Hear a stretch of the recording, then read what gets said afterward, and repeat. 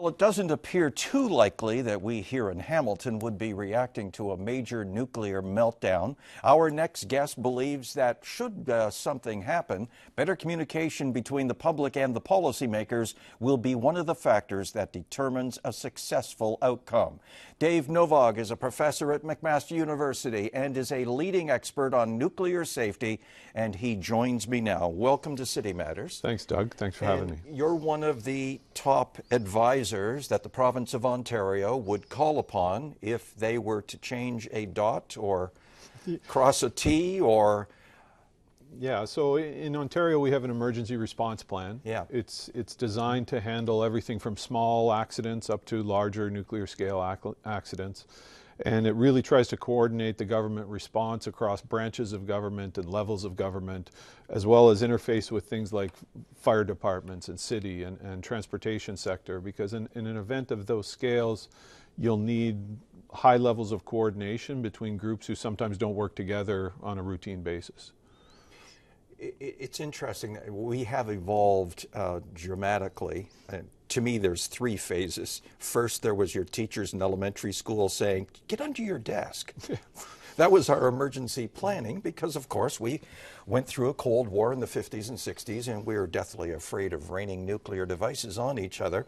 And then in the 70s and 80s, as Canada and Ontario specifically got into nuclear reactor for energy, Bruce opens and Pickering and Darlington. We always had Chalk River, the grand old man of nuclear reactors up in the Ottawa River.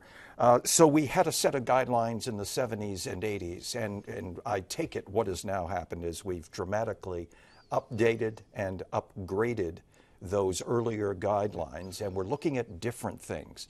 We're not looking at a broken pipe now at Bruce. We're looking at what we don't know. Yeah, so the early plans, the ones from the 70s and 80s, dealt with what we call internal events. Yes. Events that happen within a plant, broken pumps or broken valves or broken pipe, and how these things can lead to radioactive releases. And that was largely a result of 3 Mile Island, where there was a small break in a pipe that led to a pretty significant event that we still talk about today. And so a majority of those early plans dealt with those kinds of levels of accidents. But I think what's happened after Chernobyl and specifically after Fukushima is governments and regulators and experts have all evolved to say what we really need to do is come up with infrastructure and plans that doesn't try to predict what's going to happen or you know, if it's a tsunami, let's build a higher wall. I hear some people say, why didn't they build the wall higher at Fukushima? Well, the wave that hit was about 15 meters high, so it's kind of inconsequential whether you had a 3-meter high wave or a 6-meter high break wall or a 12-meter high break wall. None of them would have survived, and none of them would have prevented the event. So it's important to get out of the mindset about what could go wrong and just say, let's put our cards on the table and pretend something has gone catastrophically wrong and see how we can arrange fire and police and go transit and get things aligned to really protect the people of Ontario. In your conversations going back and forth with one of the producers of the show, you actually heaped praise upon Donald Rumsfeld. Yeah. He actually isn't crazy. No. Well, he might still be crazy. But I remember, explain that, because he used a term during the first Gulf War that is now applicable to what you're talking about. So there was a famous TV interview where he talked about the known unknowns, and those were things you could plan for. And then there was the unknown unknowns, which are things that you can't really have specific plans to deal with. You just have to adapt when they happen. And so that's the kind of discussion I have today when I present it to students or in courses at the universities. Really what we're talking about is planning for unknowns, to get out of the mindset of trying to predict whether it's an asteroid strike or something, or a Russian satellite crashing into a facility. It's really about trying to develop a plan that is easy to understand, it's easy to implement, and it's easy to scale up if things end up going worse than what you had envisioned. So the plan in Ontario has really kicked it up a notch in the last revision. It hadn't been revised in some time, so it was due, and it was a commitment post Fukushima to really examine things and see how we could extend the levels and types of planning that are going on. And so I was involved, as you mentioned, in a review panel that was providing some advice to the Minister of Correctional Services and Emergency Planning on the Ontario revision. And in that we made a number of recommendations. The first was, we think the plan is very good, it's excellent, but one of the guiding principles in nuclear safety is always be safer. You can always improve a plan, you can always take a look at it from a new perspective, get different people to provide their input so that it's a continuous learning process. We don't stop planning just because we have a good plan. Yeah, I want to talk about that relationship between data and communication, because you've become wrapped up in communication. That's not how you started out in your career around nuclear reactors. One of the key things you point out, as I'm reading in the article that was provided to me for weekend reading on Easter weekend, you know, was the fact that here in Ontario, we're pretty organized. There aren't too many levels of communication. This is a provincial responsibility, and the feds are aware of it, and they have their own responsibility, but this is mostly Ontario, whereas, as you point out, Katrina exposed a lack of communication between the city of New Orleans, Louisiana, the federal government, their relief agency. Katrina turned into a horrendous disaster that took an awful lot of lives and destroyed an awful lot of property that really didn't have to happen when people knew it was coming. So Katrina is a perfect example of what really can go wrong without people talking to each other. Yeah, and I think one of the primary lessons with Katrina was the hurricane was going to happen. There was no preventing probably the scope of damage that was going to occur.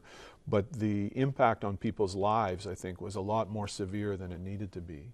And that failure is recognized in a number of documents. And so in the nuclear business, what we try to do is, there have only been a few major nuclear accidents where we can look back with hindsight and try to learn and develop better plans with. So what we end up doing is looking at an event like Katrina, which was non-nuclear, and decide what that teaches us. And one of the main aspects was a failure to really recognize early on how the military might be involved and what they might specifically do to provide assistance to people. And eventually they did. They were brought to bear, but the timelines were such that it was really late, days or weeks later. Some people, I remember watching videos of them on top of their house, you know, waving a white flag, hoping to be rescued.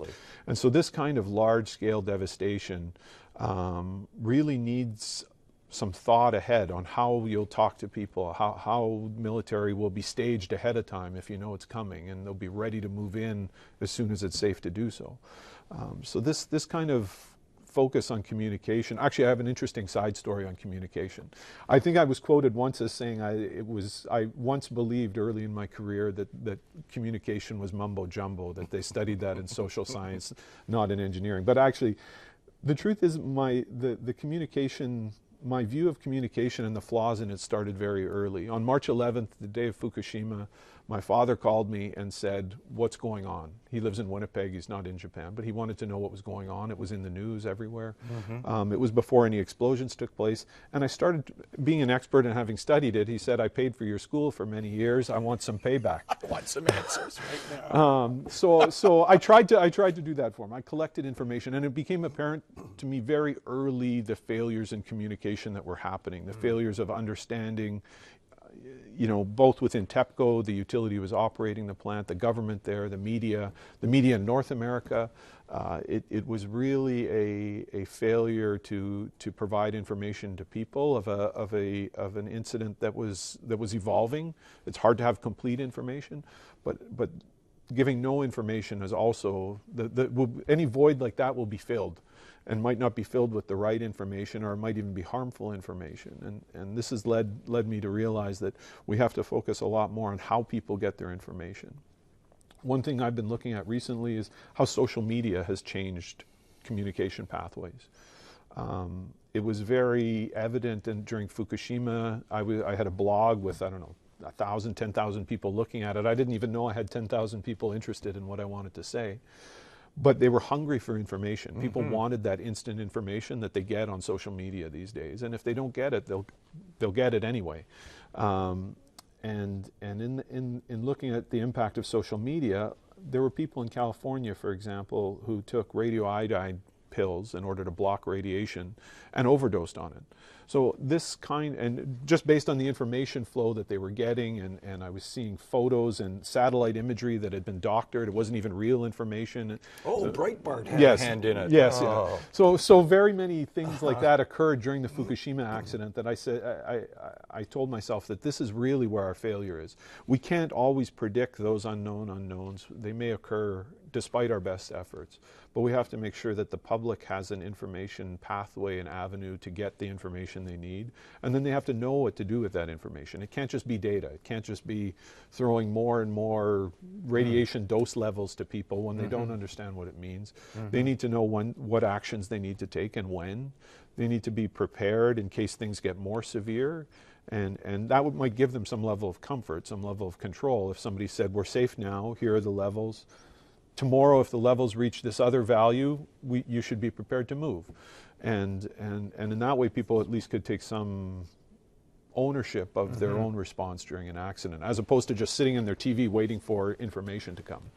I want to ask you more about Fukushima, because it seemed to be one of those Donald Rumsfeld unknowns. And let me come back to that. Have the Russians, Soviet Union, whatever you want to call them, did they ever share what happened at Chernobyl? Did they ever share lessons learned?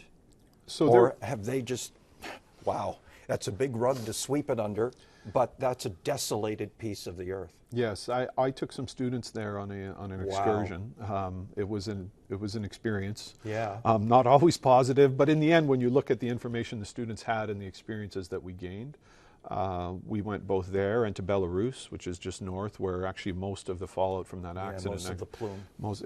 And we toured some of those areas. We talked to locals who still lived in the area. We talked to evacuees. We talked to emergency workers and scientists. And there is quite a bit of information about what went on in Chernobyl, and I think it's become better, or at least it had become better in terms of sharing what went on. There were several lessons learned from the Chernobyl accident. One of them is that you need emergency plans that can deal with very severe events. Yes. Not just the 3 Mile Island event where there's some core melting, but the radiation's contained within the safety systems and people are largely protected. You need to plan for something larger. Like, what if you had to move people in a reasonably short period of time? How would you go about doing that? So those are the kinds of things after Chernobyl that we learned. And I think that's been reinforced with some of the lessons learned that have been produced by the International Atomic Energy Agency in these places, is that really we need to prepare to move people if necessary, and we need to be able to mobilize on relatively short notice within 1 or 2 or 3 days. So I want to ask you about Ontario in just a second. I did mention Fukushima, and I've never seen pictures, dramatic pictures. I've been doing news all of my life. I have never seen anything like that. And people standing there as the wave is coming towards them. Hello, people. I don't need your pictures. Get the hell out of there. Excuse me. But it seems to me an earthquake of that scale, followed by a tsunami of that scale, overwhelmed any of the predictions of what might go wrong. Yeah. Is that what happened? I think what happened was there were still, even despite the magnitude of the earthquake and tsunami, there were several what I call turning points during that event where the reactor damage and releases could have been significantly curtailed or even eliminated. So even despite that, the systems there were capable of surviving. Now, there was machines don't operate autonomously. The humans are involved in trying to understand what's going on, and humans sometimes do the right thing, and sometimes they try to do the right thing and they still don't accomplish what they were intending.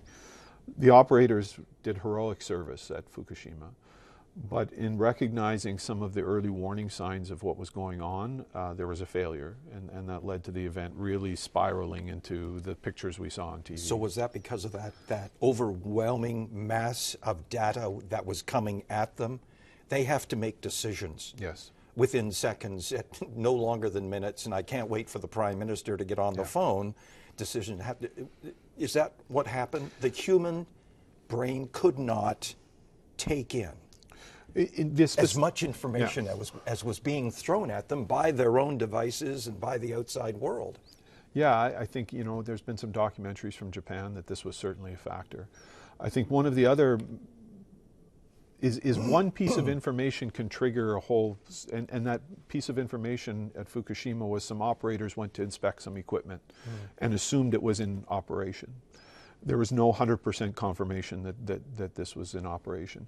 And based on that, the operators and emergency response directors turned their attention elsewhere, because don't forget, you have massive loss of life in the region. Electricity systems are down, communications are down. They don't have time to spend on every, so they confirmed, or they thought they had confirmed a system was in operation. And this was the very last system, you know, the very last barrier, the very last cooling available. And rather than the confirmation they received was a little bit confusing and said, we think it's in operation, but based on that, they went ahead and did other actions, diverted their attention elsewhere. And that was the first unit to fail. It was the first to have a hydrogen explosion. It was the first to contaminate the site. And after that, things got very bad very quickly. So I think it's a combination of too much information and maybe sometimes not the right, you get some noise with that information too. Not all of it's going to be correct. So this combination of noise plus information overload, I think it's hard to have a situation that can deal with it. We've only got a couple of minutes left. We need to talk about Ontario. Our nuclear reactors are on bodies of water. I look at an environmental disaster as the greatest potential. We're not going to get a tsunami. We have never seen a recorded earthquake that high. But I also start wondering about a Fort McMurray-like event that changes the game. I look at Chalk River, surrounded by forests. That changes the game. But in Ontario, you've gone over the plan. Could anything that massive get out of control in Ontario? So certainly large spread forest fires have occurred in Ontario. Another thing that has occurred somewhat recently is an ice storm, which can take out power grids and also immobilize the transportation system. So certainly it's not implausible that there's some situations that we need to plan for. And an ice storm is a good example I like to use, because it's not like we can immediately get on the roads and start evacuating. It's going to be a challenging event to deal with. And so those kinds of scenarios are, what if a reactor needs attention and we can't get there because the roads are impassable through ice. So the utilities in the province have worked on how they would get equipment through an ice storm. How they have drills on site so that if they needed to, they could drill through to the lake and get the water out of the lake that they need. So I think this kind of planning in a fire as well, they certainly need to look at how first responders can get equipment even through a fire line. So I think in Ontario we're well prepared. I like to tell people prepared is never prepared enough. We need to keep planning and keep making it better. We have a test alert coming up on May the 7th in Ontario. I want you to come back. I've really enjoyed this conversation. I hope you can come and talk a bit more about local planning. Yes. But I just got wrapped up in those big stories that were amazing. Thank you so much for being here. Thank you for having me. And please come back. Anytime. After the break, how an organ donor saved the life of a young Hamilton girl and what you need to know about being a donor.